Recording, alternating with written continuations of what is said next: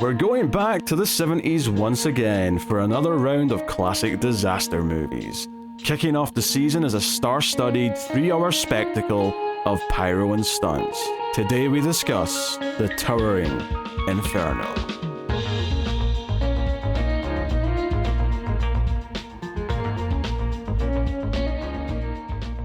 Welcome everyone to the Collector's Cut. I am Peter, and joining me as always is David. I used to run the 110 flat.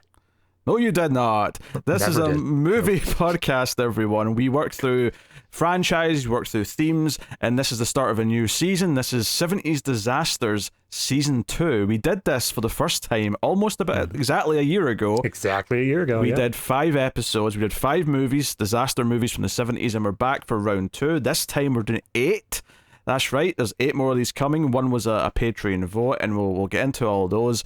Today we're doing the Towering Inferno. We're starting off with arguably the most famous of them all. Outside of that, or Poseidon Adventure, which is what we started season 1 with. So either way, we're starting with a heavy hitter, and we're going to get into it. We'll start spoiler free as we always do. And just before we get into it, I'll just say, if you enjoy the show, hit the like button. It helps out a lot. More people will find us. And of course, you can support everything over at patreon.com/MailFuzzTV. You get bonus shows and things like that. I'll tell you more about that at the end of the show. But let's get into the Towering Inferno, which I had seen before. It'd been a little while, but I'd seen it before. Was this a first time watch for you? This was definitely a first time watch. I do think there was certain imagery in this movie that seemed really familiar, but I'm going to chalk that up to Die Hard. So, yeah. Yes, okay, that's fair. That's fair. Yeah, Towering Inferno, I mean, the title kind of spells it out for you, but the premise, of course, is that there's a skyscraper, and it's a super advanced skyscraper. It's meant to be this, next generation, fancy. I won't quite call it a smart building, because it's the 70s. It's not smart by what we think of, but it's got got fancy systems in place. It's got its own security system, electrical grid. Absolutely no asbestos. There's definitely asbestos. There's definitely a lot of that. And of course, this is when they're having their parties celebrating that the building's about to be open. It's this super tower that's meant to be half business, half residential. The idea being that people can live upstairs and then go to work downstairs. And I've seen this concept, funnily enough, I've seen this concept once or twice pop up in science fiction, and I wouldn't call this science fiction. It's just that broad idea I've seen kind of be taken forward there. But there's a fire, and it's a disaster movie. There's a lot of trying to escape. There's a lot of trying to problem solve, figure out how to get people out of the building, how to put out the fires. There's a large cast, which we'll get into in a second, but that's the basic gist of what the movie is. And you might be surprised when you put it on to learn that it's 2 hours and 48 minutes long. Yeah, I was. Good Lord. I don't want to get too much into it before you ask me officially, but I didn't know how they were going to be able to fill 2 hours and 45 minutes with a building burning unless they just showed it in real time. Well, we're going to talk about how they filled up that time very shortly, but I will ask with the simple question that I always do. David, what did you think of the Towering Inferno? I liked it. I'll just be upfront with that. I did like it. I think with any movie that's 2 hours and 45 minutes long, you're gonna have some pacing problems, but honestly, less than I thought there would be. I think that this movie did a pretty decent job at keeping the sort of tension it needed to keep at least above bare minimum the whole way through. It did a good job of keeping me kind of engaged the whole time. I think my biggest problem I have with it is that at a certain point in this movie, it kind of feels like they're just, I know it's going to sound weird, but inventing problems. Like, it doesn't feel like it follows a straight trajectory of, oh, the building's on fire, and it makes sense that this, and this is a problem. Like, at one point, they call in choppers, and now all of a sudden, oh, it's way too windy out, and there's no way they're going to be able to land. I'm like, that has nothing to do with the fire. You're just adding all these other crazy things on top of it. But all in all, I did at least enjoy it the whole way through, which I thought for sure I would have tapped out around 2 hours in, but hey, it kept me. Yeah, I enjoy it too. The length is a bit of an issue in that I feel like I think the pacing's actually really good for a good chunk of the movie. I think the first act sets everyone up properly. It sets up our main players. It sets up the problems, and the way it sort of snowballs. Well, there's a small problem that becomes a bigger problem. I think all that works. I think for me, there's a point though around 90 minutes to 100 minutes, somewhere in there, where it feels like I'm ready for it to go to its finale and like have its big final set piece. And then you look at the time and see that there's an hour left, and you're like, wait a minute, how's there an hour left? I feel like we're getting ready to finish this off. And I think there's maybe a 20 to 30 minute stretch there where you do feel, oh, this is a bit long now. I do think that it comes back around where there's some set pieces eventually then, you know, deep into the movie where like, okay, they had some big ideas for their final 30, 40 minutes, and I see why they wanted to get there, but there is that almost like it could have used an intermission where there's like a clear moment where the pacing comes crashing down to have a breather, and that's not necessarily a bad thing, but I think when you're used to like an action movie or a survival movie, you're not necessarily used to them being quite this long, and I think you feel that a little bit there. But I enjoy, obviously, it's a lot of practical stuff. It's working with real fire. And it's not just like specific shots. There was a shot that, it's a really small thing, but I really appreciate this. There's a shot where the firefighter chief is talking to someone, and they're down the hall from where the fire is, and then the camera follows them, and then you see the fire at the end of the shot. And I thought, do you know what? It's one thing to have your practical fire effects set up for the shots where they're just in, but to actually plan it around the idea that you're going to move into the fire, or move from where there's no fire to where there is, because typically in the other shots where you don't see the fire, they'll just have some flickering red and yellow lights and stuff to emulate the fire, right? They'll fake it. But this was a case of like, oh no, you had it prepped at the end of this oneer. It's not that long a shot, but in the sense of, it really gave the impression that the fire is there and they're around it, and you know, it didn't do it every time, but it was just enough to give it this feeling of, oh no, they're actually around fire. It's building that suspension of disbelief, and you have fun with that. So. Yeah. I think another thing, though, just thinking about it, that I wouldn't say it's a problem as much as it is just when you looking back on the movie afterwards, you kind of question the choices. Is that obviously this is a skyscraper? I think they said it's like 130 floors, something like that. The party's on 135, and then there's like a couple of maintenance floors above. So that's like the top actual floor, and then there's a couple of other things above it. Because it is such a big building, and this fire is spreading from like the midpoint in the building upwards, the cast is spread out a lot over it. Now, a lot of them are in the party section, but like, just to skip ahead to midway down the cast list, O.J. Simpson is in this movie. And I say that because he's like the head of security, and I think, oh, that makes sense. He's going to be in this quite a bit. And then at one point, it feels like he is for a while. Like the first act, he's like, we're going back to the control room. He's making decisions, and then he's going to try and rescue some people.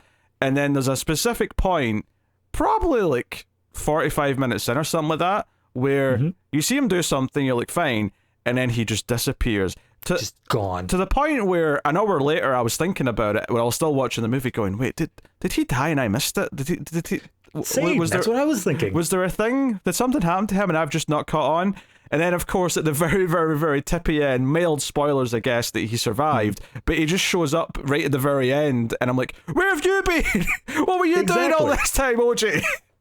And that's the problem I was having with a lot of this movie, is it felt like the cast list, because they were so spread out, and because it is such a huge cast list of like named characters that we care about the arcs of, by the time that it hit a certain point in this movie, I felt like half the cast has kind of just been put on this like layaway, this sort of back end where it's like, well, we don't care about them because we're more focused on what our main characters are doing.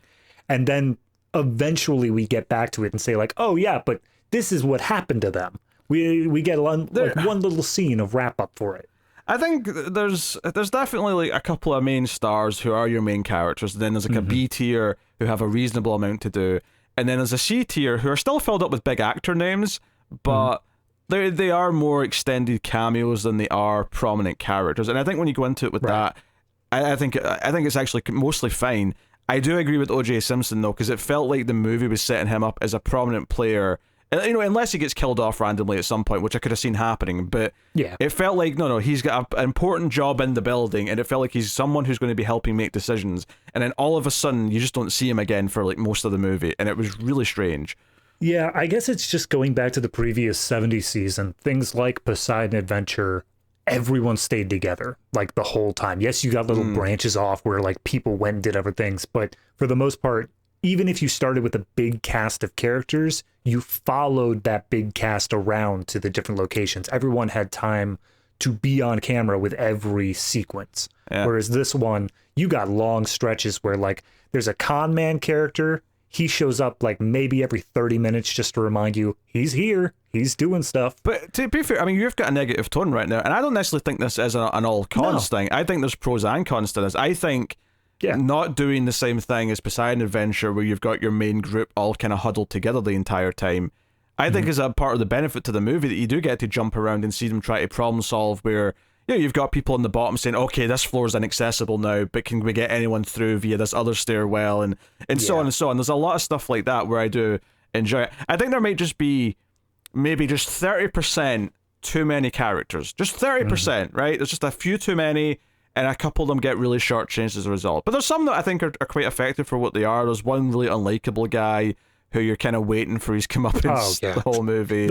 That was the only character in the whole movie that the moment he showed up, I was like, well, someone's not making it to the end of this. But yeah, we'll get into all of that when we go to spoilers and we talk about plot, though. I think we should go down the cast list and talk about some of these big names, because it is a star study. Like, if you thought Poseidon Adventure was star-studded, this was them upping it. So this is a couple of years later. This is 1974 this came out. And it felt like, we have to up everything. Everything has to be bigger. I mean, the building's bigger. And, I mean, this may actually sound a little bit morbid saying this now, but I feel like this is around the same time that the World Trade Center was built, right? It's around this time period. Give or take, yeah. Let me look that up real quick. And I do wonder if, because this is based on a book, and I do wonder if the building, maybe not of that specific building, but of similar skyscrapers, when it was all the rage to keep building taller and taller, was what inspired this book. So this was built in 1970, or the World Trade Center was built in 1973. So yes, it was like right around that same time period. I do know that I've read a trivia on here that this, in the original book, this movie is set in San Francisco. In the original book, it was set in New York, and it was actually a tower that was built right next to the World Trade Center. Well, for the sake of being uncomfortable in like modern day, I'm glad that change was made, because that would be especially weird if it was like in the same location. You could just fully imagine at some point like a fire chief saying a line like, we got to stop this or it's going to bring down both the other towers. And we just sit there like, oh no, please stop. Yeah, that would have been bad. I mean, I did sort of, I know there's obviously skyscrapers in San Francisco, but part of me did go, isn't San Francisco known for earthquakes? This feels unsafe to me. But I mean, I know Japan has skyscrapers and they build them to withstand them. Yeah. Like, I know it's, I know they know what they're doing, but it makes me uncomfortable. I would love if this movie, like, the way that it justifies its runtime is 2 hours in, they put out the fire, and it's like, we did it, and then an earthquake hits. Oh, that would be very unfortunate. It's obviously one of these things where I remember for a few years after 9/11 that this movie and a few movies that were like it were just kind of like, not like banned or anything like that, but just they were kind of like not brought up. They were out of circulation. No one really wanted to watch. Like, no one was in the mood to watch Towering Inferno in December 2001. Like, no one was in the mood for it. And obviously, it's very different. There's nothing that actually connects them other than just some of the visuals, maybe making you think of that tragedy. And so I would say that it would. There's probably several sequences in this movie that would be just fully triggering for somebody that was around for 9/11, like someone that was in that sort of ground zero area. But nowadays, as just like a cultural thing, it's not something that has direct one-to-one, like, oh, this thing is exactly the same as 9/11. Yeah. So. Yeah. But it does kind of make it sad, though, because thinking about the idea that this was this time period, like the public were probably, those buildings going up would have been a big thing, sort of culturally in the news, and this building's even taller than they were, and I like there's kind of a general theme in this movie is the idea that it's irresponsible to build buildings this tall, and the firemen are very, very adamant that this is terrible and it's making our jobs tough, and all you're doing is putting people in danger. And I won't get into spoilers, but there's a line towards the end about, one day thousands of people might die in one of these buildings and there's nothing we're going to be able to do about it. And if there's any moment that sort of triggers the memory of 9/11, it's that line where you're like, obviously it wasn't just a fire, it was a bit more direct than that, but it makes you go, he's got a point. So, to brighten the mood very quickly here, I have to read off this trivia bit. I'm curious if you already know this one. A man saw this film named Roderick Thorpe. Does that name sound familiar? I don't know. Not off the tip top of my head anyway. Well, in 1979, because after he saw this, he had a dream about being chased through a skyscraper by like gun-wielding assassins. He he wrote a book called Nothing Lasts Forever in 1979, which was then transitioned into the 1988 film Die Hard. Yes, I knew that was going to Die Hard. As soon as you mentioned the gunman, I'm like, okay, this is the guy who wrote Die Hard. Yep. That is that's an interesting connection between them, actually. I mean, that's the sort of, like, even before I read that, there were a bunch of visual things that reminded me a lot of, like, the low-down shots in Die Hard where they look up at the Nakatomi Plaza. Yeah. So, yeah. Yeah, and Die Hard is the better movie, so I'm glad that this led to the existence of Die Hard.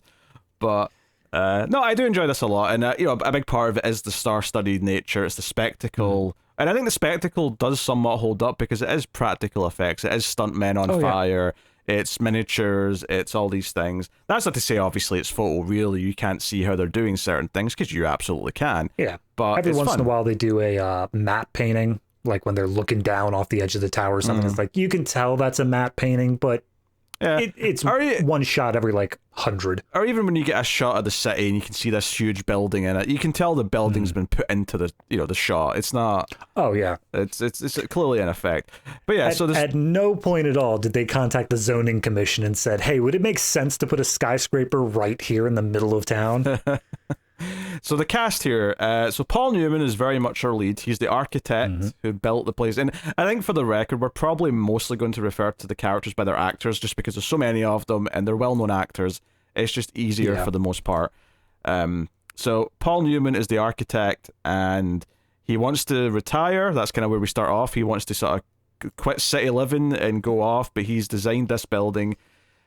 Steve McQueen is Chief O'Halloran. He's the fire chief. He's the one, so you don't see him until a good 40 minutes in when the fire department are called in, but he obviously becomes a big part of it once that happens because he's the one making all the decisions about how to save people, about what to do. William Holden is the guy who built the place. He paid for it. He owns it. It's his building. He's Jim Duncan. It's Duncan Enterprises. Faye Dunaway's in here as the love interest to Paul Newman. She knows him, and they've got a minor thing early on where she wants to go with him to go live somewhere away from the city, but she's just been given this job offer to become chief editor wherever she works. And I don't think we ever actually get, is it a newspaper? Is it a publishing? We don't know. We don't know what type of publishing we're talking about here, but I was thinking news, but I really don't know. Yeah, she strikes me as the Lois Lane type in this. Yeah, but I don't know though, because I may just be thinking of that because I think she's on Network, which was news related. Oh, okay. So it may just be cross-pollination of other Faye Dunaway stuff. I mean, let's just make it a cinematic universe, call it a day. We got Fred Astaire as this older gentleman who's coming to be on a date with another character. Then he has a few reveals across the way. The person he's there to date is Patty, who's this sort of nice older woman. No, I think... no, is that not Patty? It might be, but I think it's Jennifer Jones. Oh, you might be right. The older woman. In my defense, the photos here, they're much older than they were in this movie. Yeah. So okay, so Lizette, or Lizalette.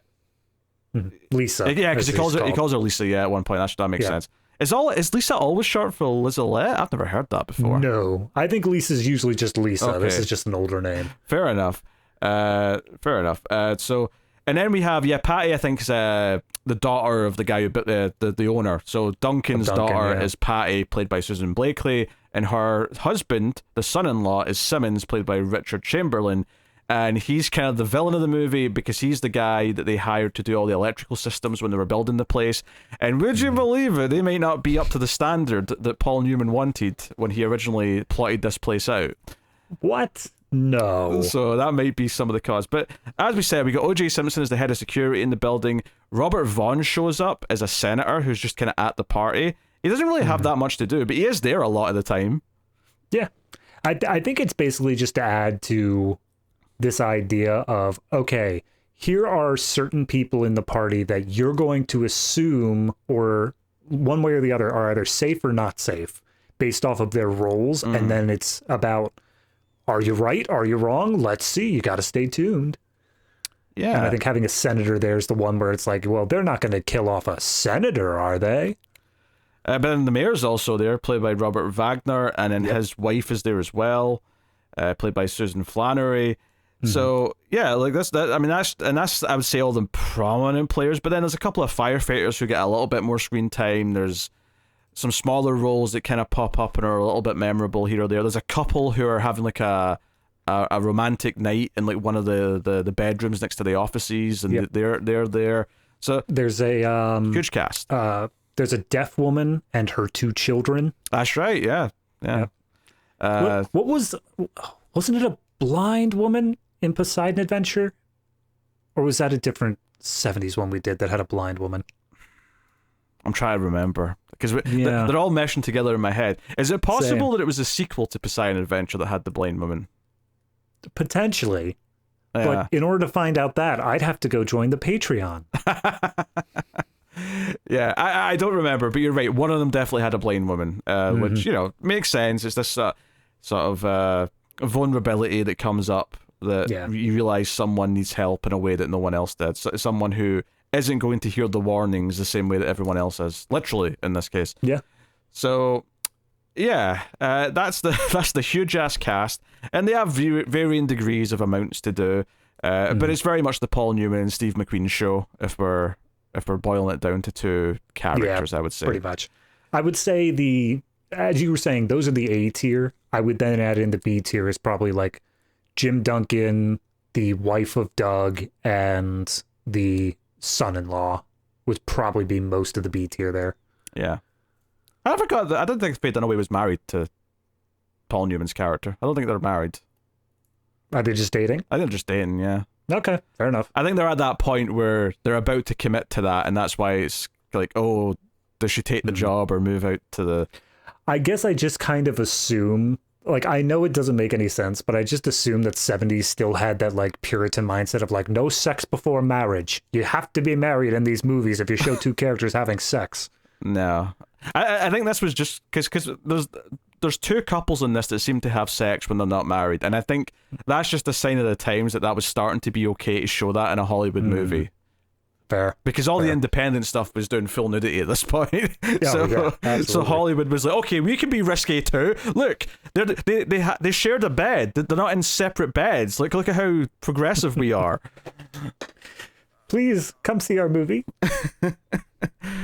We got shocking. To be fair, Faye Dunaway's dress in this is pretty, like, risque looking. Yeah, so I'm just going to throw this out here because it's the only part that's going to make sense. Uh-huh. Her, Faye Dunaway, and the daughter-in-law, who I guess was Patty. Well, just daughter. Yeah. Oh, yeah, that's right. The son's the son-in-law. The daughter's just a daughter. They are wearing, like, the same dress and have, like, the same haircut. And I gotta tell you, for a lot of the movie... I was really confused as to who was talking to who. I mean, I wasn't, because there's like 20 years between them. And I know who Faye Dunaway is, so she's just always Faye Dunaway. Well, but it also bothers me the point where there's a section where the son-in-law like almost kind of starts hitting on Susan. Oh yeah, he's not even just kind of. He's straight up trying to have an affair. Yeah, absolutely. But like, that's what made it even more confusing to me, because I'm like, are you still just hitting on the same woman? Is it not? I'm so... and that was another problem I had with not a lot of the cast, but a bunch of the B tier. All of them were like brunette, had blue eyes, were white, and like a lot of them blended together in the early movie until they managed to find their niche and like I figured out who was who. Yeah, well, once they've got their own little plot lines going, you kind of like separate them easy because they've got their own thing that they're doing, so you get it from context. But right, but it took like the whole first act to get to that for me. Okay. Yeah. I feel like it's probably just time for spoilers at this point because I don't know. Yeah, not really. The only other thing I'd throw in is that this movie did a crap ton of Oscar work the year it came out. Got nominated for 8 different Oscars. No, sorry, 8 different Oscars, and it won 3 of them. So definitely a big winner in terms of critical praise there. That's interesting because this is not the type of movie going forward that you think of as being awards. No, definitely not. This is a blockbuster. This is your... I mean, blockbuster, the term hadn't really existed yet, but that's effectively what this is. It's a big cast, it's a big spectacle. You kind of get that because they're dealing with so many characters and it's more about surviving, you don't necessarily get great character stories in the same way that you do in a drama. And right. I feel like, certainly for the longest time that I can remember, that's what the awards bodies tend to really, respond to. Yeah. So I mean, I'm not going to say it was nominated for Best Picture and Best Actor in a Supporting Role, but in terms of the lesser stuff, like film editing, Best Original Song, and cinematography were the only things that it won for. Yeah. I mean, yeah, this is the sort of film that I'd expect to win stuff for its stunts and effects. Although, there's actually no Oscar for stunt work, which is baffling. Well, I've heard that, and I've heard it explained that basically they refused to make it a stunt work one because it would encourage riskier and riskier stunts, and therefore would be like a dangerous arms race. That's what I've heard. I don't know how true it is. I mean, I can understand that logic. I feel like maybe if you don't award it to the most dangerous stunts, though, and just award it to the stunts that benefit the movie the most, maybe that would get around that. But okay, fair enough. Well, all that happened, though, is the stunt people made their own stunt awards. Yeah, that's exactly. what happened. So I don't know if that even gets around the arms race part of it, but... Well, it gets around the notoriety of it. I suppose. Like, what are the stunt awards called? The Stunties. The Stunties? Look, I saw part of a ceremony once. This was probably like 15 years ago. I just remember a clip of Arnold going up to present an award, and obviously he's in a lot of action movies, so he owes stuntmen a lot, for the movies that he does. And he comes up, he says, they say winning one of these awards is like winning an Oscar. Well, I wouldn't know, but and then I remember, you know what, that was a good joke, Arnold. That was funny. That was very good. Perfect.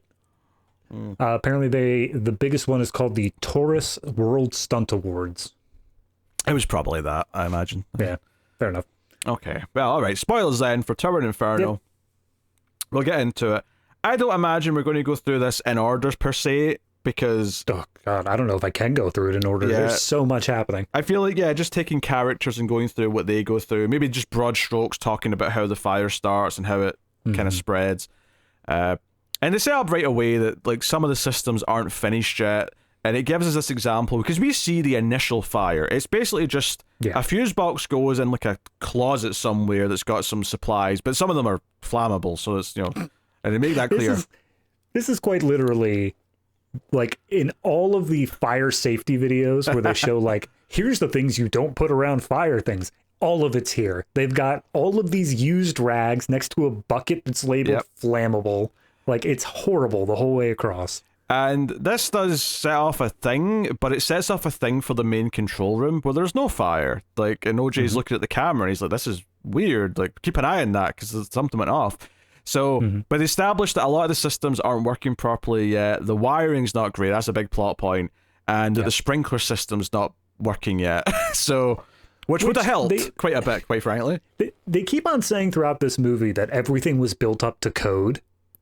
I have to imagine the sprinklers not working is not up to code. That seems to me like a pretty obvious one there. Well, I think that's a knock-on effect of the wiring being faulty, because I think one of the things that keeps coming up is that, so this fuse box in the main room, the main operator room goes, and Paul Newman comes down. This is after he's had his little nooner with Faye Dunaway in his bedroom office. And he comes down and he looks at it and he looks at the wire and he looks kind of pissed. And he goes up to the boss man and says, why is this wire being used? Like, I need to talk to your son-in-law. He's the one who got all the wiring done. And he actually takes a cab out to where his son-in-law lives, and goes there, and we introduce to the daughter of the boss, right? Paul Newman talks to her for a bit, but he's clearly upset. He's clearly pissed, and he needs to talk to the husband. And sure enough, this asshole comes in. Simmons walks in, and he's like, hey, we need to talk about, like, you know, did you, like, cut some corners to save some money with the wirings and all that? And he's like, look, it's all up to code. And he's like, yeah, but this building's freaking huge. It's basically its own town. The code, the code works for, like, a building that's got 3 floors because it's designed to only operate a certain amount of capacity of electricity, of whatever, and you can escape it easily if there's a fire. Like, there's lots of reasons why the code is designed for buildings of a normal size. This building needs to go above and beyond.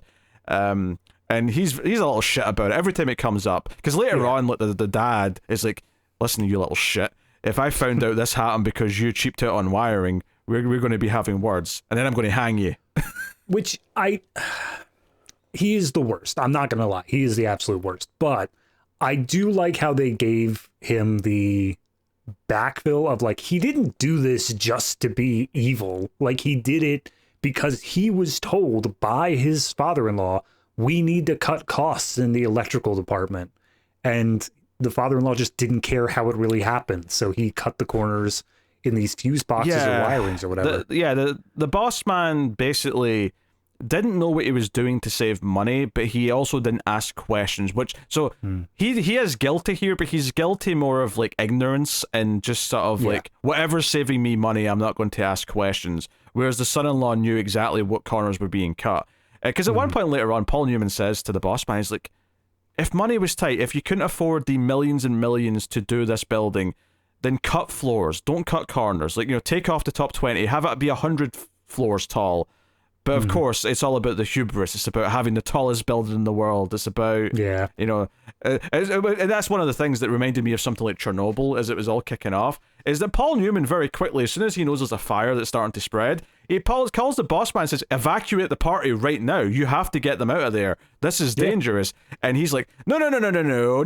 There's no sharks in the water. We can open the beaches. Like, and this is before Jaws, so that trope is already a thing. Jaws did not invent the mayor who wants to keep the beaches open. That's just the specifics. I'm pretty sure capitalism invented the mayor that wants to keep the beaches open.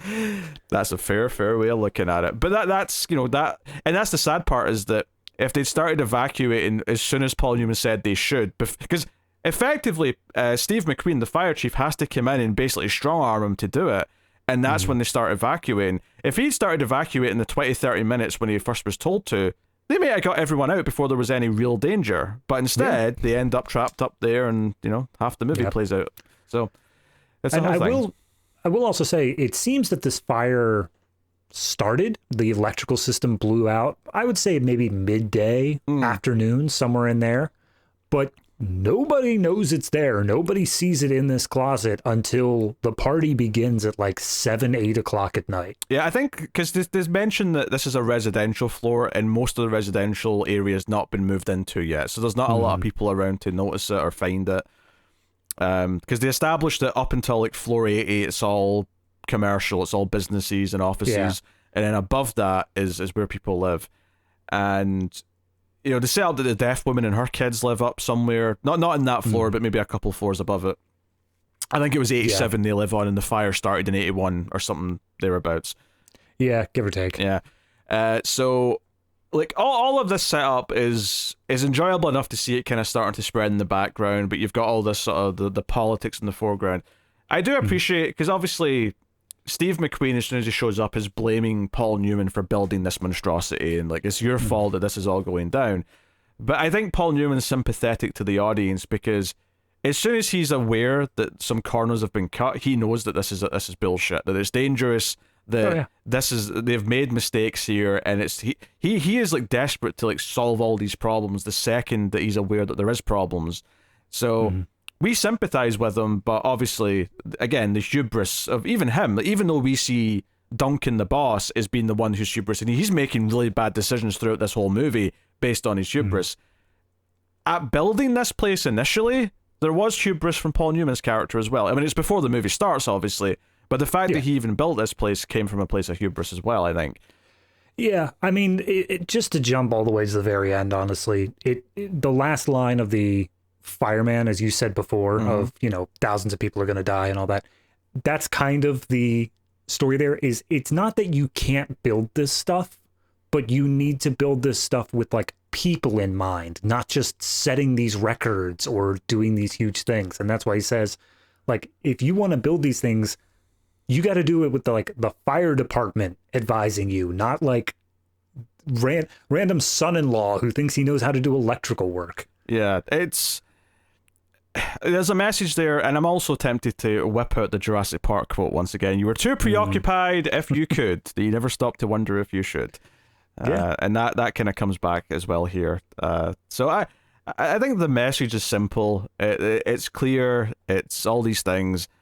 The characters are enjoyable to watch, and I think that goes a long way, but for the most part. And there's a couple of surprising moments that are a bit darker. I think the first big dark kind of like, something's really, this is getting really bad here, is the couple that are separated because they're having sex in like a bedroom and next to the offices, and they don't even know anything's going on until they go to open the door. It's like a secretary and like a guy that works there, and they open the door and there's flames and there's fire. And I think, even though I had seen this before, it'd been a long time, so I didn't really remember where this went. I was thinking, this is going to be a subplot for a while, where they're going to try to get out. Yeah, they just have to like live for a while until someone gets to them. But it's the next time we cut back to them, which is quite quickly, they're like trying to think of their options, and he's lied to her and said that he called someone, but the phone's dead. They can't get through to anyone. So he gets some towels, gets them wet, puts them over his head, and he's like, I'm going to make a run for it. I'm going to go and get help, and you're going to be okay. And he runs out the door, and there's this great wide shot from outside the window, looking at him running across this room. It's a big lobby style area, so it's big open space, and there's fire everywhere, and he gets caught on fire very quickly. So he's running on fire in this big wide space. It's glorious. It's in slow motion. It all looks great. You can see one of the things about watching movies where people are getting burned, stuntmen and stuff, is that if you're paying attention, you can see how thick their padding is, so that they're not actually getting burned, and that's fair. Like, I'm not complaining about that, but you can see that in the shot. But what makes this, I think, especially dark though, is that so he very quickly just dies. He fails. But what I wasn't expecting is almost immediately I thought, okay, she's going to be huddling in fear, but someone's going to stumble onto her later. Someone's going to show up later and find her. No. She immediately, the fire starts spreading into the room where she was hiding. She's immediately struggling. She gets set on fire and actually jumps out the window, and she falls to her death screaming, which is a very dark moment. I did not see it going that dark that quickly, and I felt same. You know what? You've set up the stakes here. You've set up that a character, not like a huge character, but you've set up a recurring character has just went out like that. And there's one death later on that really surprised me, actually, which we'll talk about. So for that sequence, I agree. I think that it does set up like this. The guy who was set on fire first, he actually cut the phone lines himself due to he just didn't want anyone calling him. So because they're having a secret affair.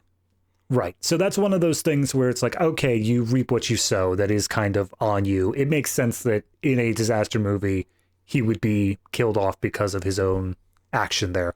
But for the woman to die, and in such a horribly brutal way, not just burning, but falling out of the 60th floor of this building, it does set up that idea of like, okay, you don't know who's safe anymore. It's not just bad people are going to die here. Like, a lot of people, named characters, are going to die here. And if anything, I was surprised we didn't get reactions of people on the outside where this body landed. And I think it might have just been because like they probably just knew it was too dark, or maybe they even shot something and went, you know what, this is just too like. Well, yeah, throughout the movie, we don't get like any sort of ground reaction, and they do multiple shots throughout this. Every time that like a gas line blows up, where you see the fire explode out the side of a building. Yeah. And I kept expecting there to be like a crowd of people at the bottom looking up and like, oh my God, the humanity. But we never really saw the ground crew, save for the people who were like emergency services that were directly working on it.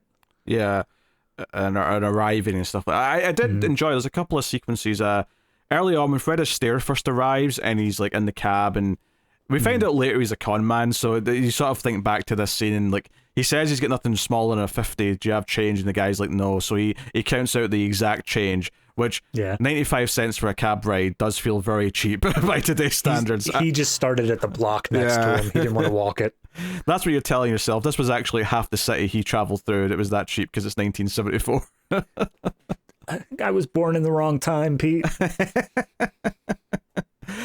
Oh dear. Actually, for a different movie, I did some fact checking yesterday and discovered that in 1950 the Earth's population was only 2.5 billion, and it's 8 billion now.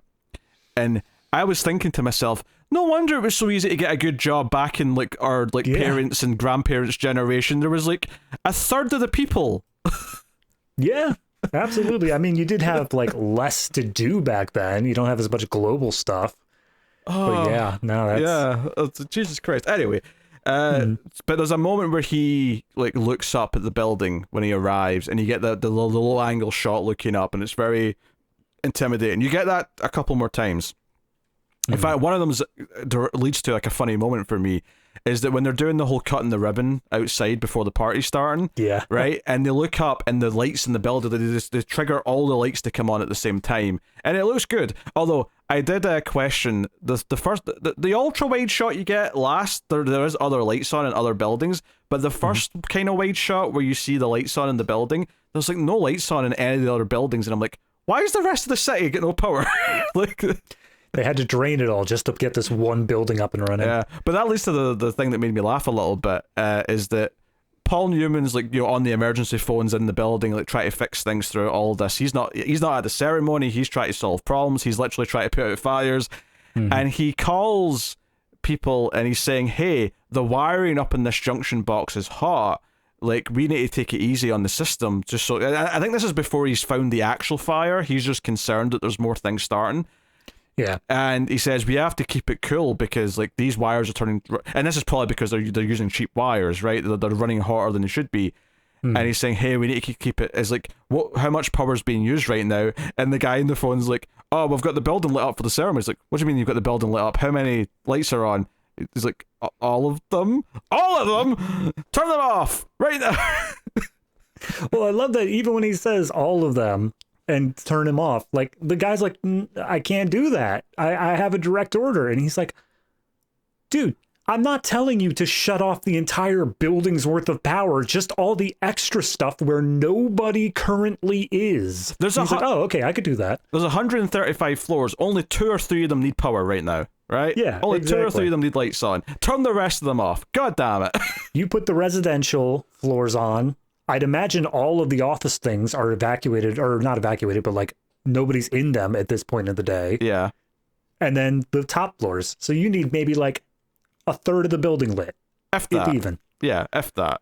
So, like, yeah. I think that's a fun moment. And then the other moment I like, setting up the threat of how tall this building is in the context of a disaster, is when the fire department are called after the first fire, sort of like, and to be fair, O.J. Simpson's character's smart, because they detect like a fire at this door, and he's like, "Hey, I know we've got an automatic line to the fire department. I'm not trusting it. Call it. Call them directly and tell them to get out here." Well, apparently the original system is supposed to be like, when it detects a fire, it calls them automatically. Yeah, that's what it's supposed to do, yeah.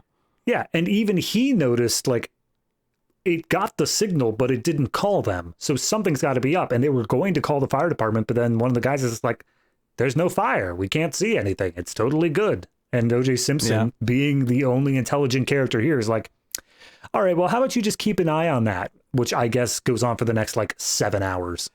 But when we cut to the fire department, and, you know, we're seeing them all come down the poles, and they're going to the trucks.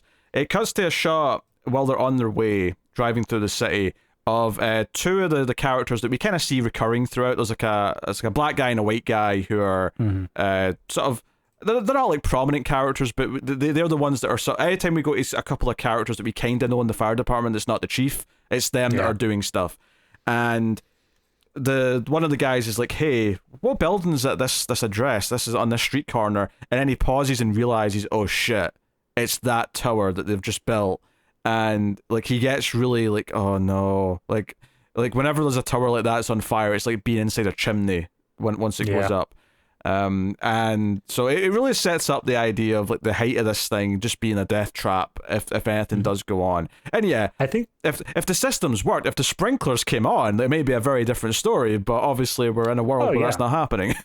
Well, even then, at the very beginning of the movie, because the fire itself starts like 10 minutes in. It takes maybe until, I don't know, 30 minutes before it actually starts spreading anywhere. Yeah, because eventually someone notices the door, and it's actually there's like a character who seems like he's going to be prominent, who's like the second in command to Paul Newman, who goes to protect the security guys about to open it because he realizes, there's going to be like a backdraft or whatever, and he gets badly burned, and you find out later in the movie that he's died in hospital, so he goes.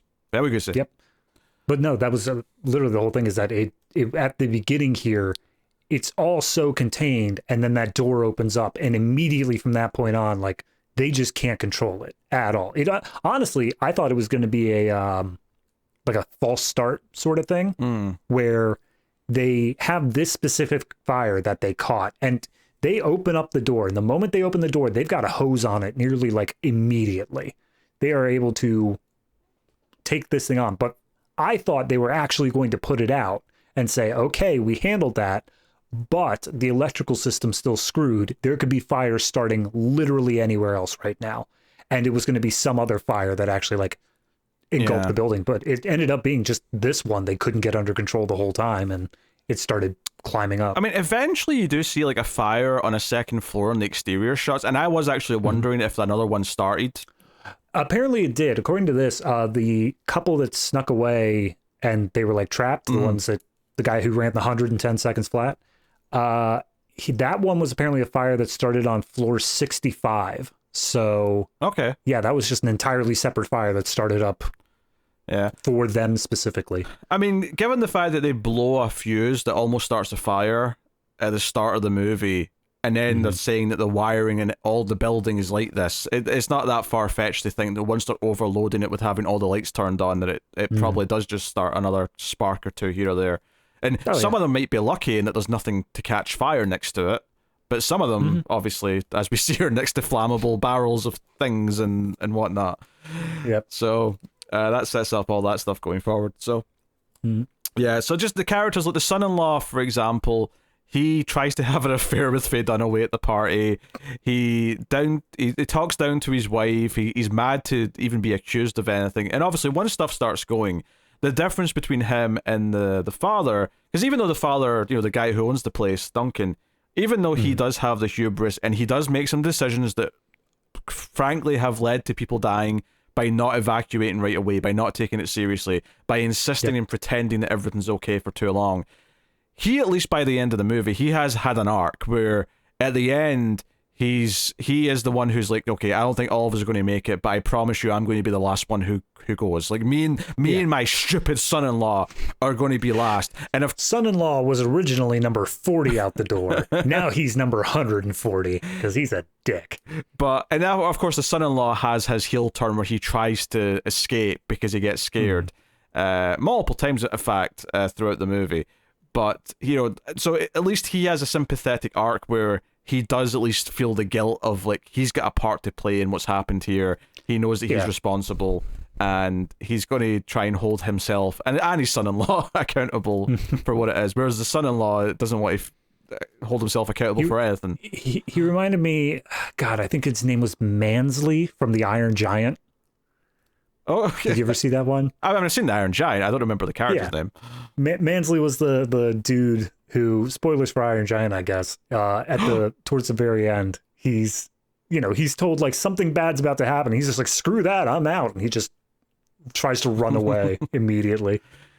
Yeah, he's thoroughly unlikable. As we'll get to his demise when we actually go through all the different set pieces, because that's a big set piece that's tied to that. But we have that.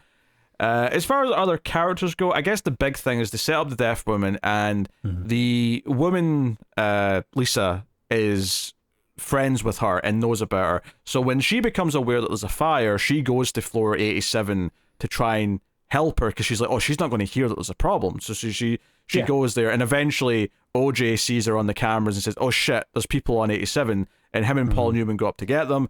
The mom actually kind of disappears from the movie. OJ gets her first. Yeah, and there was one cutaway later on where we see her being treated by like medical professionals. Yeah. So she got out. She's out of the building. She's no longer a factor. But the kids and Lisa are left with Paul Newman, and we get like a whole big sequence where Paul Newman goes in to get the kids out one by one, and he has to go in. And he's brave, and there's fire, and he gets them. But they have like their whole like they're trying to get back to the party floor, and there's like a stairway that's been completely destroyed, and there's a whole big climbing sequence where he climbs down, and then he climbs down with the little girl in the back of his neck, and the boy climbs down on his own. He feels confident enough to do it, but Lisa's really scared, and she doesn't want to. So Paul Newman has to talk her through it, and she is terrified the whole time.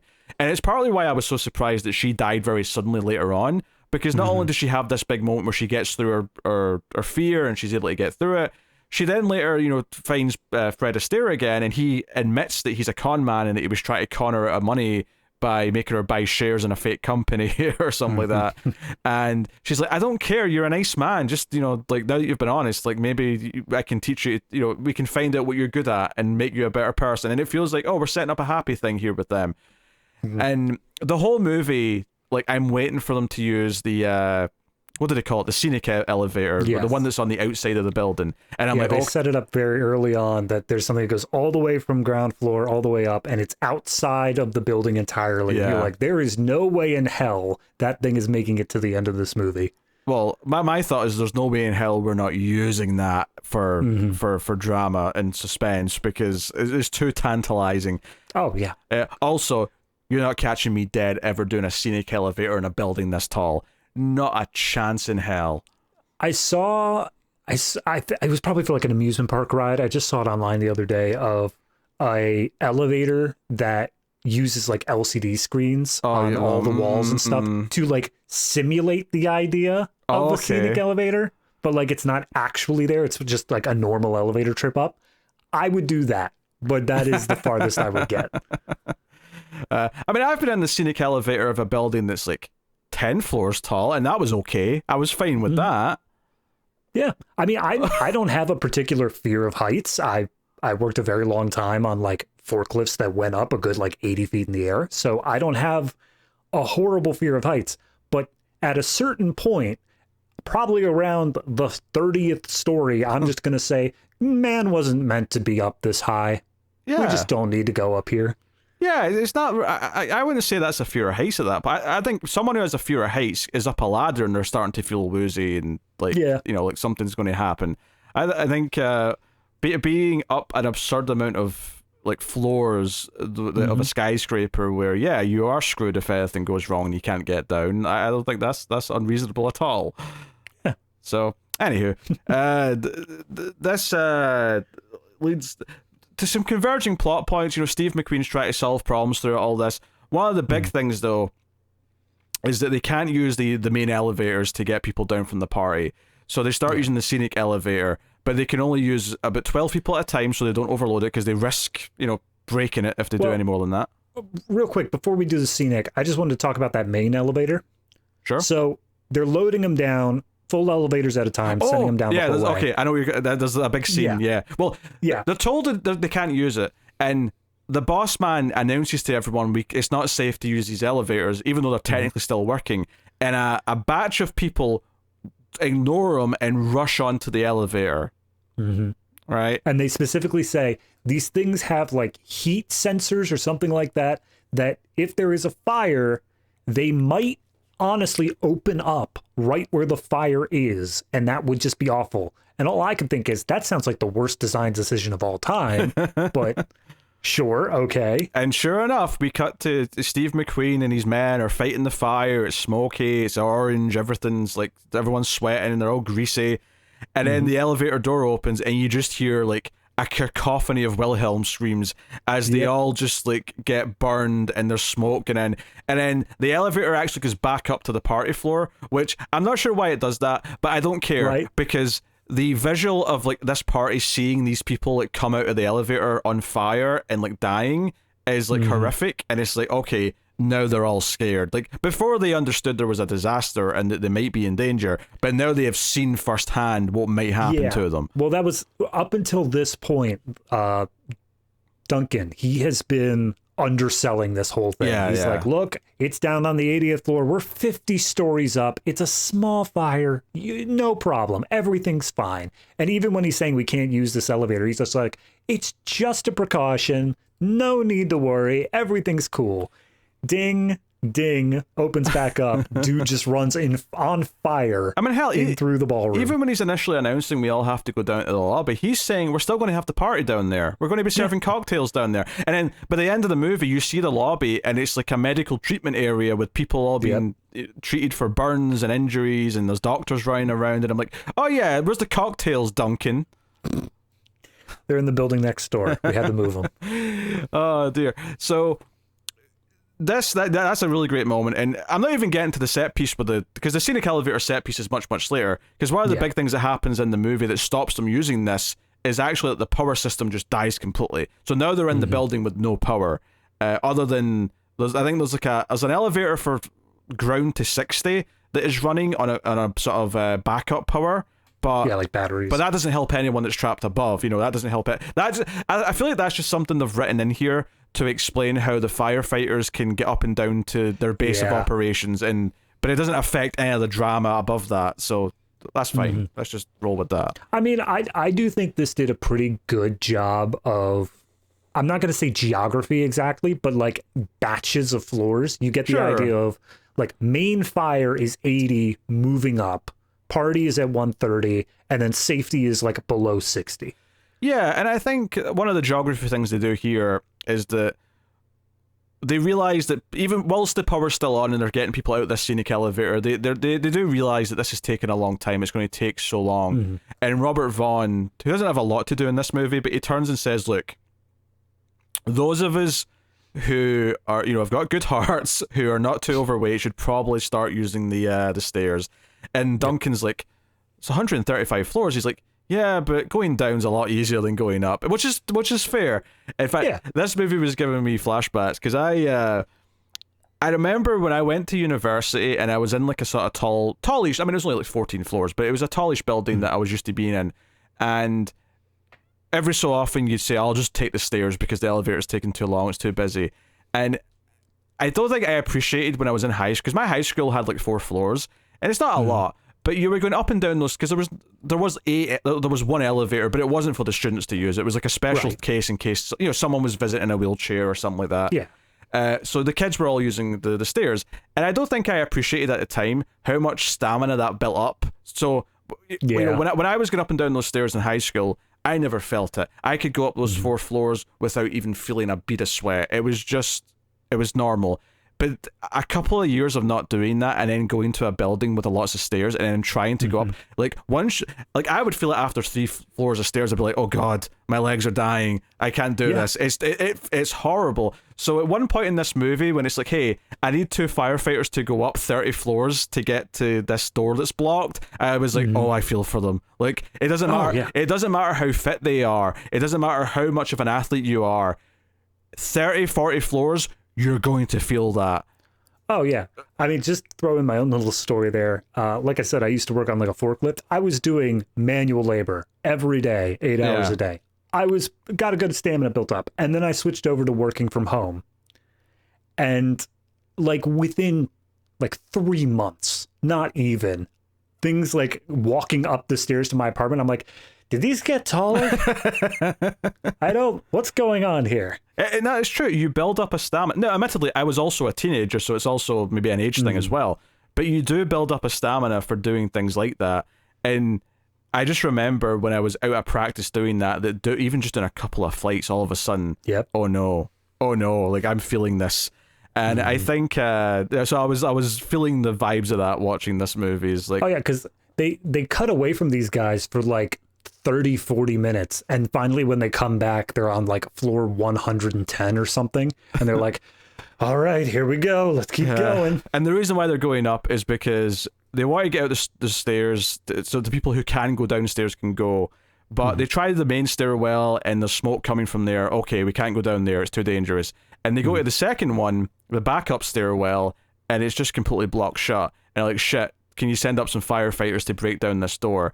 And it's like, yeah, okay, so they're on their way. And while this is all happening, we get all the stuff with Paul Newman and the kids and Lisa climbing up and down stairs and stuff. And they actually get to the other side of this door before the firefighters do, because they're much closer, right? They were already on whatever floor. And they get to this door, and we see why it's blocked. And it's because some workers, some people who were working on the building have spilled cement that is completely solidified and hardened on the bottom half of the door. It's literally cement shut. Once again, they keep saying that this building is up to code. Yeah, this doesn't feel very up to code. Like, I can't imagine at no point they were like, all right, check stairwell 1, click, all right, looks good. Check stairwell 2, it's probably fine. Don't gotta open the door at the very least. Yeah, I would imagine checking all the fire safety routes would be something a building has to have done by a third party. The fire marshal. Yeah, before they can open. And maybe it's technically not open yet, but the fact that you're having a party would maybe suggest that it has to be at that standard already. That was one line. It's pretty much just like a throwaway line, but it felt like one where they were trying to throw a moral into the movie. Is a bunch of people are exiting out the building, and there's one woman who I guess was living there residentially, and she just keeps on repeating, we were supposed to have fire drills. They kept saying there'd be fire drills, but we never had any. And like, I get it from the point of, oh yeah, these buildings, like even the residential ones, don't typically have fire drills very often. It's very inconvenient to do that, so they don't do it very often. But at the same time, this was the opening ceremony. I don't understand why they would expect to have fire drills already. Yeah, plus there's also a line early on from the other architect guy who works with Paul Newman, who says, yeah, we've not had a chance to check that, this and this, we're solving all these problems daily. This party should have been pushed back at least a month for us to check all these things. And of course, again, it's that hubris and the mayor of Jaws attitude trying to no, we have to go ahead with this. We have to have the ceremony, the grandeur. We've got all these important people coming to celebrate this fantastic feat of a building that's been built. How else can we possibly get both the senator and the mayor at the same time? And possibly kill them both off together. Yep. Which, so all of this is good, and this is where the movie, because at this point in the movie you're about 90 minutes, 100 minutes in. By the time the firemen get up there and they use C4, or I don't know if it's C4, but it's plastic explosive. No, it is C4. It's C4, yeah. To blow the cement door, and that gets them back into the party. So now they've got 2 firefighters there to help, which does feel like a logistical great thing to have, is that there's 2 trained men with this group now. And that's something, when they do have the big set piece with the scenic elevator, is that Paul Newman's able to wire it so that it can go down once. And it's like, it can come back up, the power's still out, but it can go down once. So we can send down one batch of 12 people. Although I think this is after they've tried to have a helicopter land on the roof to take out a batch of people. And it's windy, so the helicopter ends up crashing and blowing up. That was the point that I think, okay, you may have gone a bit too big too quick there, because they get these people up onto the roof, and at this point they've already determined, like, okay, whatever escape route we're going to take here, it's going to be small groups of people. So everyone's drawing numbers that basically says, here's the order that you will be evacuated in. So they send up the first group, the helicopter tries to land, but it's so windy that it just immediately crashes and explodes on the roof here. Not like in a way where it's like, oh, it hit the ground and then there's a gas leak and then it catches. Like, no, it touches a pole and just ignites in a fireball. I'm sorry. Was this helicopter like carrying barrels of kerosene or something? What's the give here? It's like, oh yeah, we had the choppers fly in, but they were on their way to the National Fireworks Convention, so we just had to divert them over this way. Yeah, so then it's like, okay, we can get one batch down in the elevator whilst they're trying to come up with another plan to get other people out, which we'll get to in a second. But they have Faye Dunaway, Lisa, the kids, and the wife of the mayor, who has... this was the one pair of characters that I thought... Because there's like one scene where the wife of the mayor's getting upset because she's trying to get in touch with her daughter just in case they don't make it. And I was like, okay, why are we introducing these two now? And I think it is because we want to have someone else we care about on this elevator. But I'm like, we already have the kids. We already have Lisa and Faye Dunaway. There's plenty of people here. Honestly, the biggest problem that I had with this elevator, once you see who's in it is nothing but women and children. Yeah. There is not a single man on here. I'm like, well, I wonder if this one's going to survive or not with the kids on board. Well, you say that cynically, but one of them does die. Tragic, like... No. Yes, but I going into that, I knew that the elevator as a whole would be safe because the kids are on board. There's no way the kids are going to die here. I don't think that's a critique, though. I think that's the point of this, though, is that this is meant to be, like, you're putting all the vulnerable, because that makes sense. They're putting the women and children here. Although, well, there is one man. You said there's none, but they put a firefighter on board because... And he's the only one who manages to work himself into a position of danger. Well, yeah, but again, that's not a critique. That's the point. No, I'm not saying it's critique, but I'm just saying that as soon as the sequence started and I saw like that this is full of just women and children, that at least 95% of those of the unnamed characters are going to be fine, because I can't see a situation where the kids are going to be allowed this gruesome death of the escape elevator going. You're right, but like the point is you're putting the vulnerable people in jeopardy. It's meant to create tension and drama. Oh yeah, no. But like that's the thing is I felt tension for the people that were because I mean, as we'll get to, the fire guys, they have to get outside of the elevator in order to make this happen. I felt tension for them because they were put in a situation where it feels like they could fall or be dropped or something like that.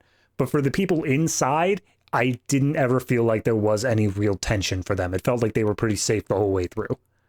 Yeah, but I don't think that's on... That the whole point of that, though, is that this is a good... Like, the fact that this elevator's full of women and children and that they are the most innocent people here that you need to save, that is justification for why... Because so... Paul Newman says, I want a trained person on that elevator in case something goes wrong. So he says, one of the two firemen who are up here, you go on there, and that's why he's there. And then obviously Paul Newman ends up having to come in, because when the elevator goes halfway down, one of the floors explodes, and it puts the elevator dangling by one cable, basically, on the outside. So the whole big safety thing to try and save them is Steve McQueen, the fire chief, comes in on a helicopter to try and hook it to the helicopter so the helicopter can lower the elevator car safely to the ground. And that's ultimately what happens. And the firefighter who's on the elevator has to like climb outside it and hook the thing on, and it's a whole big set piece. Yeah. This thing being full of people who you like, oh, they're going to let them die.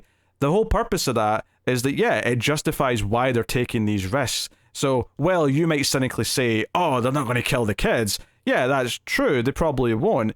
But it does put the guy who's climbing up in danger. It puts Steve McQueen in danger. And I do think it's fair to say they don't pull punches here, because Lisa, who I was pretty convinced if she wasn't going to die, or if she did die, it was going to be more of a dramatic death where she gets final words or something like that because she felt like such a prominent character. No, when this explosion happens and the glass of the elevator smashes, she falls out to her death. She just falls and dies instantly. And she was a prominent character. She said, I'll see you later, Fred Astaire, when she's got to the elevator. Like, I'll meet you in the lobby, my love, now that we've fallen in love very quickly. Hey, they're both old, their time's short, they have to rush these things. I get it. Yeah, I was going to say, I think rule number one for the disaster movies is A, never say you're going to see somebody later, and B, don't be over 60. That is fair. So, I don't look at that elevator being full of these vulnerable characters in a cynical way, because to me the whole point of this is that this is a problem for the characters who are there to solve problems. This is going to give them a big problem to have to solve. Okay, yeah.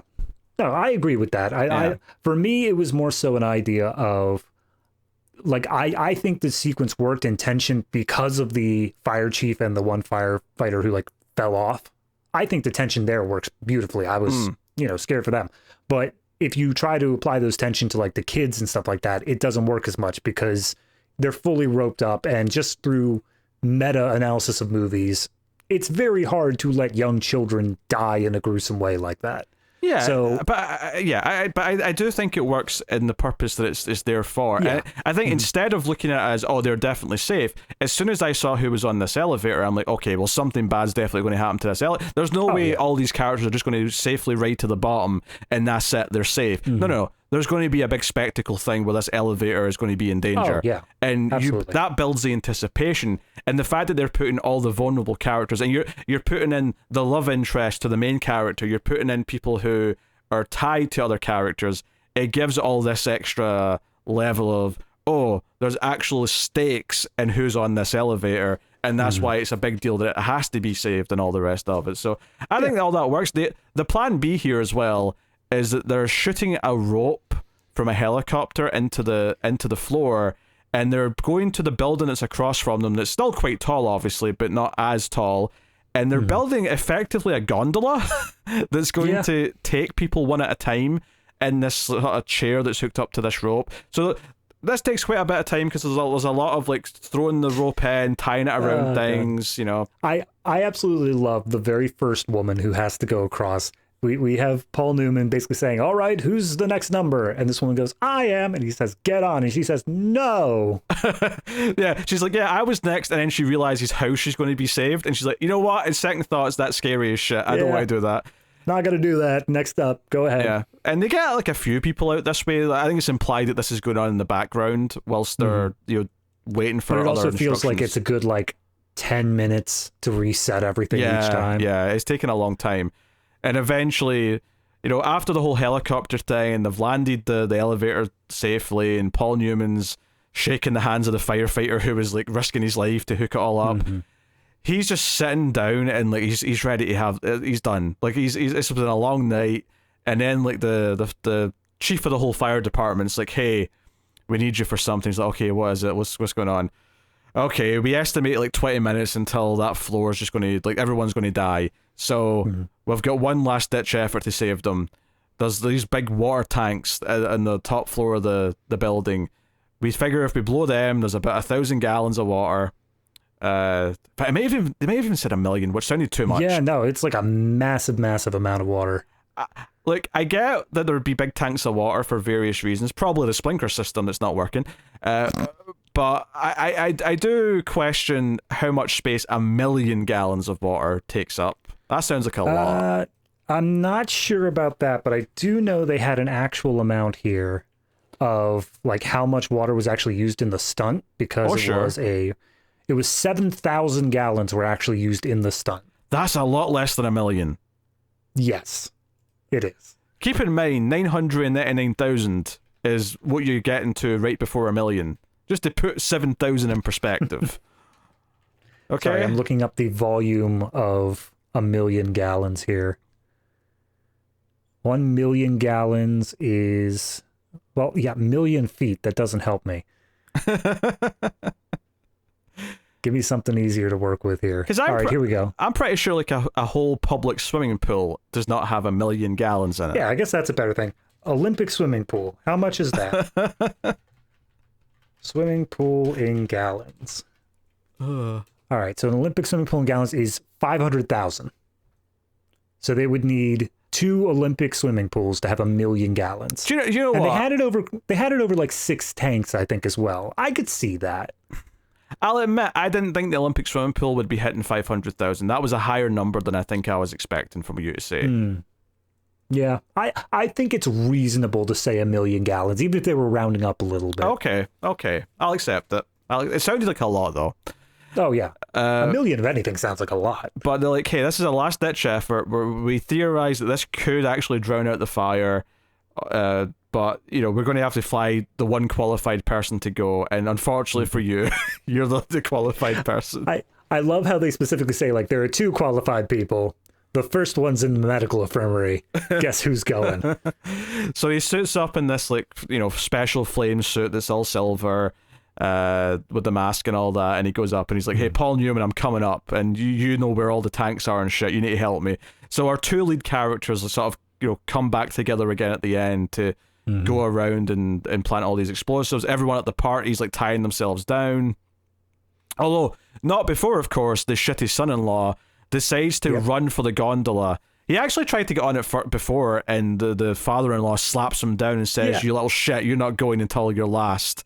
He goes and he talks to a bunch of other like rich guys at the party, and he's like asking what their numbers is, and then whatever conversation happens, then he comes up to his father-in-law and says like, "We're not going to wait. The numbers are meaningless now. What do you say to that, Dad?" And then his dad just punches him in the stomach and says, "You're going last. You all get back in line."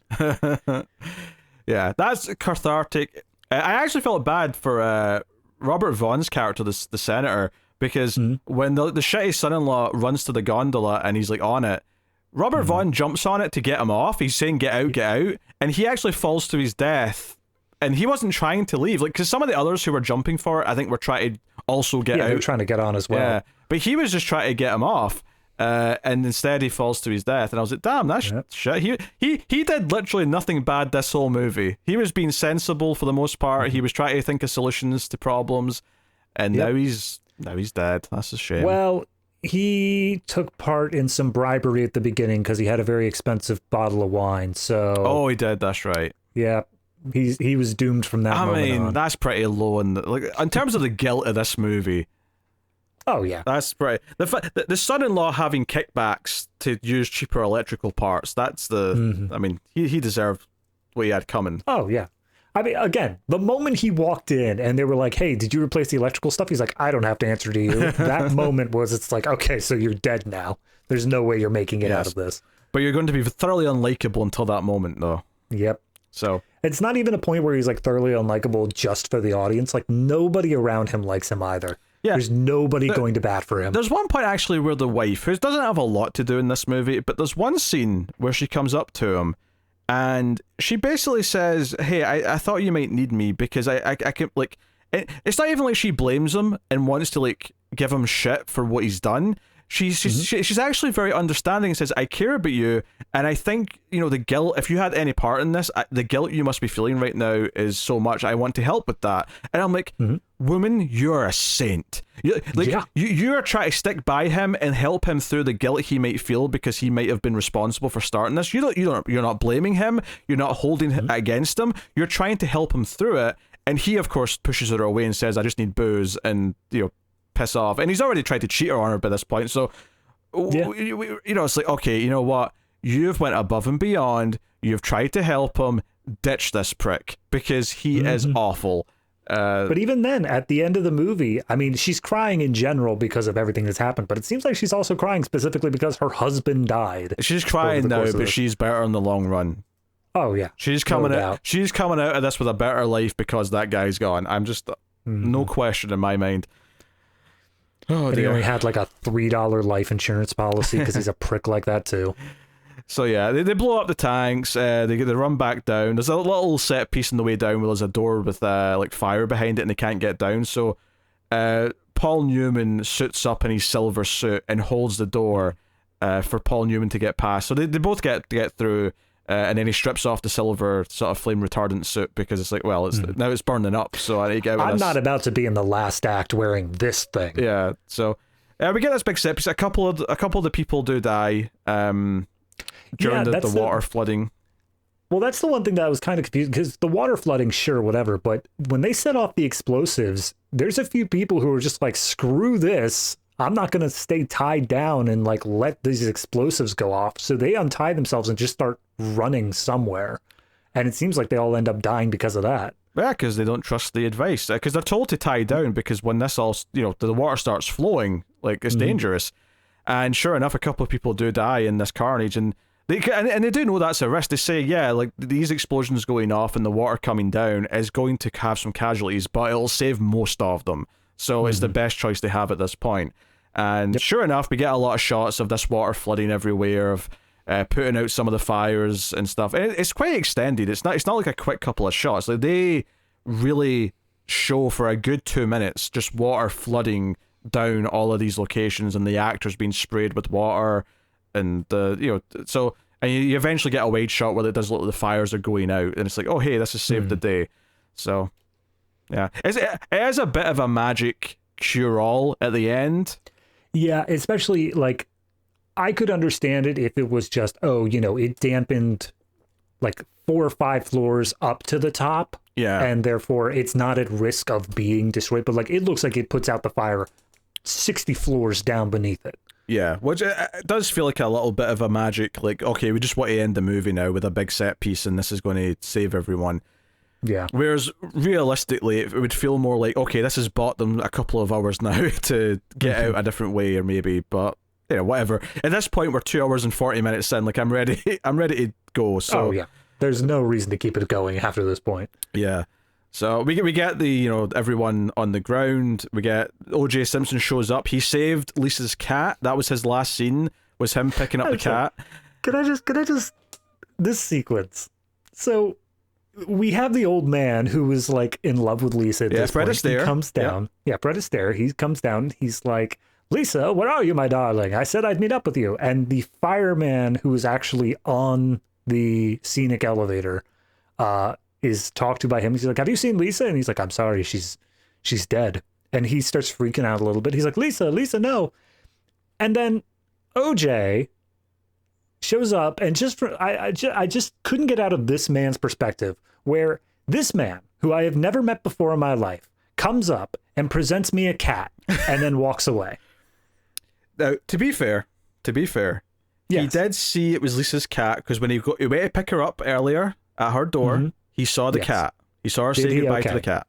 I missed that part. All right, fair enough. So he knows it's her cat. So now he's stuck with a cat, which cats are great, so he should think himself lucky. Yep. He got some pussy out of this. Wow. I'm sorry, I was a crude joke. Okay, I'm sorry, but they gave me it, okay? Yeah, I mean, it's a given. You got to take it. They gave me it on a silver platter. I had to take the low-hanging fruit. But, yeah, that so I was like, oh, OJ's alive then. Okay. Yeah. Because that's the point that's the first point he shows up in like an hour and a half of this movie. I was basically shocked. I mean, it confirmed that I didn't miss his death. I was thinking I'd missed a scene somewhere, and no, there he is. He was just holding a cat for the last 90 minutes because it was. He had to take the stairs down, and it took him an hour and a half to take the stairs. So there's that, and then we end on the quiet moment where McQueen is like, hey, you should ask us how to build them if you're going to keep building them like this. And he's like, all right, I'm asking. And then they smell at each other, they hold hands as the movie fades to black. Okay, I might be embellishing a little. I was going to say, Paul Newman's holding hands and cuddled up with his girlfriend/wife as Steve McQueen drives away. Yes, but it's implying that they're going to work together now when he's designing more buildings, and here endeth the movie. And it does feel like sometimes length doesn't just make a movie feel epic, but it does. Like when you get to an end of a 2 hour 40-minute movie that's been all disasters and averting problems and people dying, like there's so many little scenes that we've obviously glossed over. Like at one point, Steve McQueen and some of the other firemen have to like rope down the elevator shaft, but when they open the elevator door, like a flaming fireman body just like falls down, and it's like, oh shit, that's one of ours. Yeah, I mean it like I said at the beginning, there's enough in this movie to keep the pace going. It's enough that it doesn't feel like it ever just comes to a full stop. But I do think the biggest problem comes from the point where everyone kind of coalesces up in the party room. Yeah. Because from that point forward, it's not really any fire anymore. Like the idea of the fire is still building up and they know that it's going to eventually reach them, but you go a good solid hour without seeing any major fire effects for up until the very end, obviously. Yeah, at that point, it's more about how do we get them out of the building, and we get those. And some of those like the gondola set piece is fun. The obviously the scenic elevators, I'd say probably the biggest set piece at that point is really good. So they would do some fun sequences out of it. But I think like a lot of disaster movies though, like I think there's a couple of character arcs here. The hubris of this building even existing and cutting corners, like those are nice messages and they're there. But I wouldn't say it's like a great drama with like great character arcs and stories. Like there's too many characters. No. This is a movie about spectacle. It's about surviving. It's about seeing these big actors show up and be a part of this ensemble. But it's not some great drama, and it was never supposed to be, and that's okay. But there is definitely a ceiling on for like what you're saying as a film, as a piece of art. It's more of a blockbuster. It's more of a fun adventure movie, And as that, I think it is quite, sufficient at being that. Yeah. I think when you think of 70s disaster movies, I think this and Poseidon Adventure are the first two you think of. And we knew that we'd be doing this at least in 2 seasons, so we put one in the first season, and we saved this for the second season. And I think that was the right choice. I think saving another biggie for this one made sense. And I think it is one of the most well-known ones because it is one of the biggest, it's one of the longest, it's got a lot of big ideas and its effects because it is this, huge tower, and they've got this big cast. It's kind of the zenith of the 70s disaster movie in a lot of ways. Yeah. I mean, like I said, just thinking back to other things that were in the like Poseidon Adventure, things that were in like Cassandra Crossing, there is a lot of carryover, and obviously some came before, some came after, but this one felt like it had a little bit of everything. And obviously the most easily comparison to one that we already covered was City on Fire, which I think this one handled the idea a lot better. Oh, I for think sure. City on Fire was one we were definitely a lot weaker on in terms of fire. Yeah, City on Fire had a great 10-minute sequence where the fire explosions were all happening, and then the rest of the movie just didn't know how to really do anything. Yeah, the one thing I remember from that sequence is that they set an entire city block on fire, but then they just did nothing with it for so long. This movie had 2 hours and 45 minutes, and I never felt like they didn't have something to do. Yeah, It always felt like they had an idea. Yeah, they always had problems to solve. They always had something for characters. Almost like it was a bunch of mini little stories where it's okay, here's the problem, here's how we try and solve it, and it all fed into the larger disaster. And I think as a thrilling adventure movie, it functions very well. And I think people remember it as being one of the better examples of this. I think if you want to critique it and say it's too long, or you want to critique it and say whatever, but I think its characters are pretty well defined, particularly the main two, and the way they clash, and that the one is there to be the moral sort of side saying, hey, you shouldn't put these buildings this tall without the proper ideas in place to protect them. And the architect who's sort of going to sympathize with that and learn his lesson by the end. That's more than what a lot of disaster movies get. And it's something, we said last season where Poseidon Adventure had a couple of decent character stories, and then all the movies that we had after that, with the exception of Cassandra Crossing, which was genuinely a very surprisingly deep film for what it was, they were definitely a lot thinner on that. And I think we're probably going to see it again this time, where this is probably going to be the highest quality for the most part. And then I think a lot of the movies we're doing this season, barring one, are all after this, and I feel like we're going to be like, oh, this was all the cash-in movies to this wave of disaster movies, and we're probably going to see a lot of weaker examples, and that'll be fun to go through. But I think this is probably going to be the peak, not just because the building's tall for the record, but this will be the peak of quality for this season, I expect. But then again, we might get a surprise like Cassandra Crossing again. I don't know. Yeah, I mean, that's the thing when I listed at the beginning that this movie got a lot of Oscar noms. Clearly, this movie is a standout in terms of the disaster genre like that, especially for the time. It's something that even the Academy took seriously, but it is one of those things that once something gets that much notoriety in a genre that didn't have it before, you're going to get a lot of cash-ins. You're going to get a lot of stuff that's trying to be like, oh, we can get awards just for... Put it on a roller coaster. Do it. Would you believe it? We've got a movie called Roller Coaster planned for later this season. Look forward to that. I know. There you go. That's how fun is that? I think you're right that this is going to be the peak in terms of how good it is. But yeah, I'm holding out that there might be a little gem hidden out later on. Actually, to be fair, now that I'm thinking back to season 1, we did finish that season with China Syndrome, which was also very good, but that stuck out as being different, like an evolution rather than just another disaster movie. Whereas this season, I feel like, we're going to be doing a lot of here's a redo of this idea, here's a redo of that idea. But it'll be funny to see what they all do with it and how they do it on smaller budgets. Because I have to imagine this is one of the bigger budgeted ones out of all the batch. I can't imagine, especially even not for the effects, just for the cast. Absolutely. Being able to get these people in. Most of them do have at least one star in them, and we'll see how that sort of shapes up as we go. But strangely enough, 5 of them are O.J. Simpson. I don't know how they managed it. So I think we'll rate Towering Inferno. What are you giving it? I mean, I definitely would put this over the threshold of good, so at least a 7. The question is, do I go higher than that? I don't think so. I think that this movie, it does have a lot going for it, but I do think that the length is a major factor here. This could, and obviously the cast as well, it's just a bit too many players stretched over a bit too long a time.